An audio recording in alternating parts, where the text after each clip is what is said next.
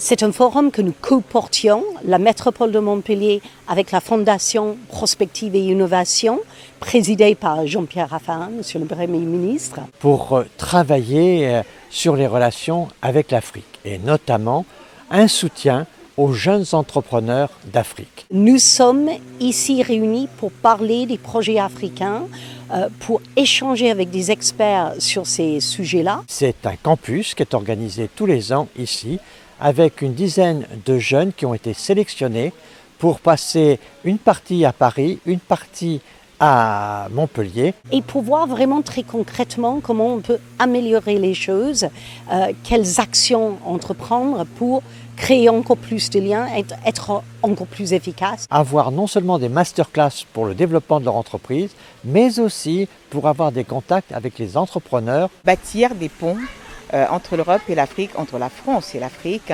de manière qualitative, donc pour une économie prospère, donc là-bas et ici. Premièrement, nous travaillons sur la question de l'agriculture. Le continent africain, on le sait, est en pleine expansion et doit nourrir encore plus de personnes dans les années à venir.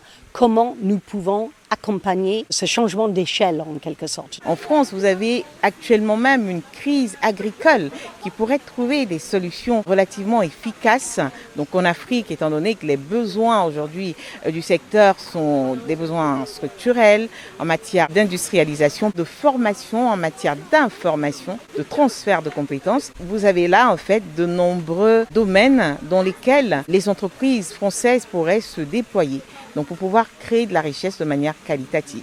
Donc nous sommes là aujourd'hui pour évoquer toutes ces questions-là, pour parler de ces diverses synergies à mettre en place et tout simplement pour bâtir ensemble, pour construire ensemble pour un avenir meilleur. On va travailler également sur l'innovation comme étant un moteur, vraiment une manière d'aider nos entreprises africaines à changer d'échelle aussi et à monter en puissance. Donc comment nous pouvons mobiliser des fonds pour booster l'innovation. Les perspectives d'innovation sont larges. On a besoin évidemment de travailler sur l'environnement opérationnel pour permettre à la fois aux investisseurs de pouvoir être dans un cadre favorable, mais aussi aux entrepreneurs, aux entreprises et start-up de pouvoir être dans un environnement qui leur permette de lever, de se structurer, de se formaliser, etc. Mais mon mot de la fin tout à l'heure, c'était surtout de créer des instruments qui permettent de répondre déjà à ce qui existe, c'est-à-dire des entreprises qui ont déjà des clients, qui sont déjà établis, qui cherchent juste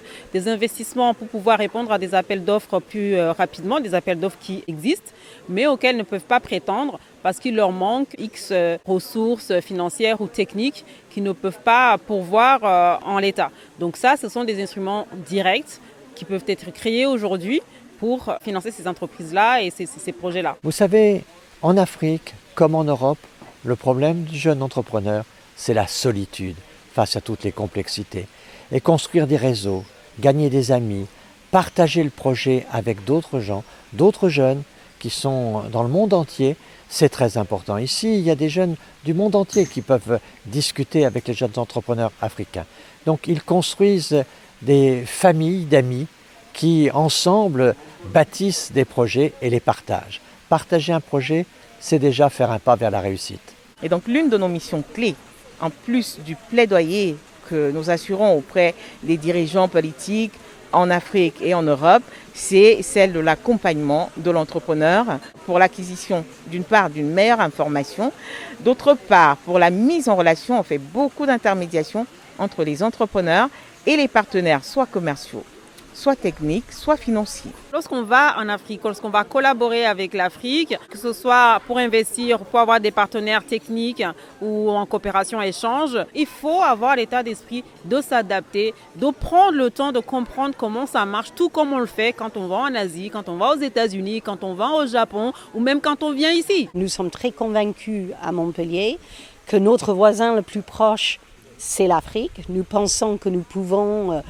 augmenter la cadence des échanges et être encore plus proches en termes entrepreneurial de ces entreprises africaines. Mais il y a quelques verrous à faire sauter. C'est très important que nous sortons avec des propositions concrètes à faire, bien évidemment, à l'État français et puis l'Europe aussi, qui a un rôle à jouer dans tout cela. Ce qui est important ici à Montpellier, dans la stratégie que nous développons, C'est d'une part de faire ça pour la paix, car en fait, derrière tout ça, le combat, c'est la paix.